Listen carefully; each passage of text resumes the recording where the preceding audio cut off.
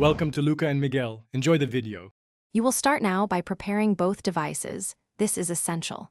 First, make sure your Devant TV shows the screen mirroring or screen share screen. Open it. Then, on your phone or laptop, open the casting or screen mirroring control. Search for the Devant device name.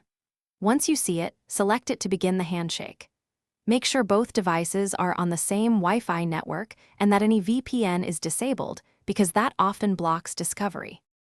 Once connected, you need to confirm permissions on the TV. Accept prompts for audio and display access so the stream starts. Then, inspect the device's display settings. Change resolution or aspect ratio to 16:9 if the image is cropped. If audio lags, set the TV as the default audio output.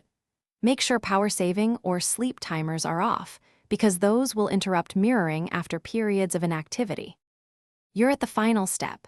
When finished, stop mirroring from your phone or laptop control and switch the TV back to the desired input.